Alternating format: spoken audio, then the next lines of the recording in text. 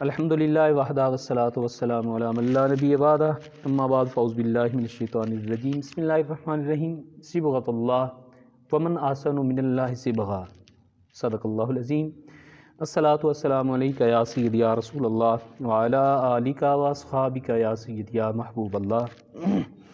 عزیز ساتھیو، آج ہم اپنے چوتھے درس تصوف میں حاضر ہیں۔ آج کا موضوع ہمارا بڑا ایک منفرد اور بہت پیارا موضوع ہے۔ سورہ البقرہ میں اللہ تبارک و تعالیٰ نے ارشاد فرمایا صبغۃ اللہ، اللہ کا رنگ، ومن احسن من اللہ صبغہ، اور اللہ کے رنگ سے اچھا کس کا رنگ ہو سکتا ہے۔ اب یہ اس آیت کا شان نزول کیا ہے؟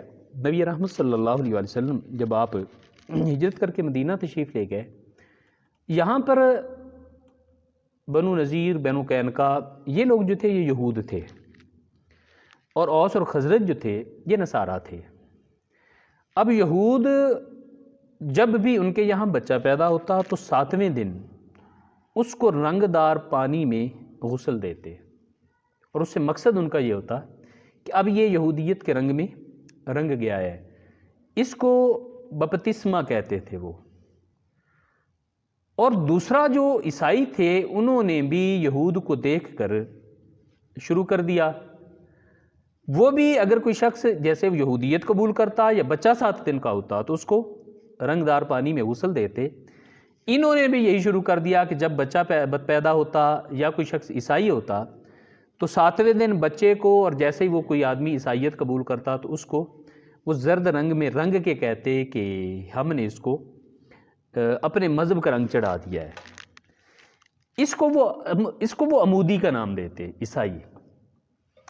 جب ان کی اس کیفیت کو دیکھا تو صحابہ کرام علیہم رضوان نے رسول اکرم صلی اللہ علیہ وسلم سے اس بات کا ذکر کیا، کہنے لگے یا رسول اللہ صلی اللہ علیہ وسلم یہ لوگ اس طرح سے کرتے ہیں۔ تو اللہ تبارک و تعالیٰ نے ارشاد فرمایا کہ دیکھو، ایک ان کا رنگ ہے، ایک خدا کا رنگ ہے، صبغۃ اللہ، اللہ کا رنگ، ومن احسن من اللہ صبغہ، اور خدا کے رنگ سے زیادہ رنگ کس کا اچھا ہو سکتا ہے۔ یہ خدا کا رنگ کیا ہے؟ اس پر مفسرین فرماتے ہیں یہ فطرت کا رنگ ہوتا ہے، اور فطرت کا رنگ جو ہوتا ہے یہ 2 طرح کا ہوتا ہے۔ ایک فطرت کا رنگ جو ہوتا ہے وہ صحت کی صورت میں ہوتا ہے کہ انسان کے اعضاء ٹھیک ہوتے ہیں، اس کی غذا متوازن ہوتی ہے، جس کی وجہ سے وجود سلامت رہتا ہے اور چہرہ جو ہوتا ہے وہ روشن رہتا ہے۔ ایک تو یہ ہے، اور کبھی بھی فطرت کے اس رنگت کا مقابلہ دنیا کے میک اپ نہیں کر سکتے ہیں۔ یہ حقیقی حسن ہوتا ہے جو فطرت بندے کو عطا کرتی ہے۔ اچھا، دوسرے نمبر پہ یہ رنگ جو ہوتا ہے یہ عبادت کا رنگ ہوتا ہے کہ جس وقت انسان اللہ کی بارگاہ میں سجدہ ریز ہوتا ہے، اللہ تبارک و تعالیٰ کی عبادت کرتا ہے، اس سے انسان کے باطن میں روشنی پھوٹتی ہے۔ وہ اندر کی روشنی جو ہوتی ہے وہ باہر نکلنے کی کوشش کرتی ہے، اور یہ جو باطن کی روشنی ہوتی ہے یہ 3 طرح سے انسان کے باطن سے باہر آتی ہے۔ پہلے نمبر پر اگر یہ روشنی انسان کو نصیب ہوتی ہے تو یہ حسن اخلاق بنتی ہے۔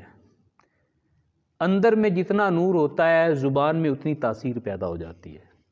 انسان گفتگو کرتا ہے تو اس کی گفتگو میں حسن پیدا ہو جاتا ہے، وہ کسی سے بات کرتا ہے تو اس کی بات متاثر کرتی ہے، جب وہ کسی کو اپنی طرف متوجہ کرتا ہے تو اس کے لفظ خوشبو چھوڑتے ہیں۔ اگر انسان اس زبان پہ پہرا بٹھا لے اور زبان سے اس کو نہ نکلنے دے، پھر اگلے مرحلے میں یہ جو حسن ہوتا ہے یہ آنکھوں کے رستے سے آنسو بن کے نکلتا ہے، اور انسان بے اختیار اس کی آنکھیں نم رہتی ہیں۔ اور اگر انسان اس پہ بھی پہرا بٹھا لے اور اپنی آنکھوں سے بھی اس کو نہ نکلنے دے، پھر یاد رکھیں یہ حسن چہرے پہ چپکنے لگ جاتا ہے۔ اس کو کہتے ہیں عاشقاں را سے نشاست ہے پستر، کہ جو اللہ سے محبت کرتے ہیں ان کی 3 علامات ہوتی ہیں: آہ سردو رنگ زردو چشم تر، جب ان کے پاس بیٹھو گے تو تمہیں ٹھنڈک محسوس ہوگی۔ آہ سرد، ان کی سانسیں ٹھنڈی ہوتی ہیں۔ رنگ زرد، ان کے چہرے جو ہوتے ہیں وہ زرد ہوتے ہیں، گولڈن سنہری ہوتی ہیں ان کے چہرے، اور چشم تر، ان کی آنکھیں جو ہوتی ہیں وہ نم رہتی ہیں۔ اگر انسان اس کو آنکھوں سے بھی نہ نکلنے دے تو یہ نور پھر چہروں پہ چمکنے لگ جاتا ہے۔ تو اللہ تبارک و تعالیٰ نے ارشاد فرمایا یہ حقیقت میں وہ رنگ ہوتا ہے جو دل سے نکل کے چہرے سے عیاں ہو جاتا ہے۔ اور اسی کی طرف امام حسن رضی اللہ تعالیٰ عنہ آپ فرماتے تھے کہ العلم علمان، علم فی القلب و علم علی اللسان، ایک وہ علم ہوتا ہے جو زبان سے جاری ہوتا ہے اور ایک وہ ہوتا ہے جس کا چشمہ دل سے پھوٹتا ہے۔ تو یہ دل سے جو چشمہ پھوٹتا ہے اس میں اثرات بھی زیادہ ہوتے ہیں، اس کی تاثیر بھی زیادہ ہوتی ہے، اور اس کا حسن بھی دوسرے رنگوں سے کہیں زیادہ ہوتا ہے۔ اور قرآن مجید نے بھی اس کی وضاحت کی ہے۔ جب قرآن مجید میں پڑھتے ہیں تو اللہ تبارک و تعالیٰ نے ارشاد فرمایا وَسِیمَاهُمْ فِی وُجُوهِهِم مِّنْ أَثَرِ السُّجُودِ، بہت سارے لوگ تمہیں ایسے ملیں گے کہ ان کے چہروں پر تم کو سجدوں کے آثار نظر آئیں گے۔